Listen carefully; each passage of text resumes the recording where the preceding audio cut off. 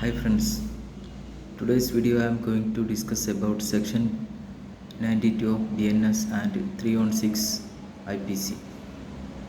ആരെങ്കിലും ഒരു അൺബോണായ കുട്ടിയെ കൊല്ലുകയാണെങ്കിൽ അത്തരം വ്യക്തികൾ 10 വർഷം വരെ തടവും പിഴയോ അല്ലെങ്കിൽ രണ്ടും കൂടിയോ ഒന്നിച്ച് ലഭിക്കാവുന്ന കുറ്റമാണ് ചെയ്തിരിക്കുന്നത്. Section 92 of BNS and corresponding IPC section is 316. Causing death of quick unborn child by act amounting to culpable homicide.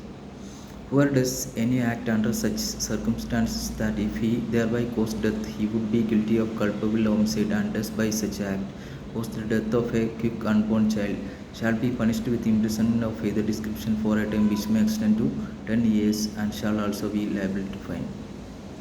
ഉദാഹരണമായി, ഒരു വ്യക്തി ഒരു സ്ത്രീയെ കൊല്ലാൻ ശ്രമിച്ചു, പക്ഷേ സ്ത്രീ മരണപ്പെട്ടില്ല, ആ അൺബോൺ ചൈൽഡ് മരണപ്പെട്ടു. അത്തരം സന്ദർഭങ്ങളിൽ സെക്ഷൻ 92 അട്രാക്ട് ചെയ്യും. Causing death of quick unborn child by act amounting to culpable homicide, punishment is 10 years plus fine or with both, and it is a triable by my sessions court and non-bailable and cognizable. Section 92 of BNS and IPC section is 316. Causing death of quick unborn child by act amounting to culpable homicide.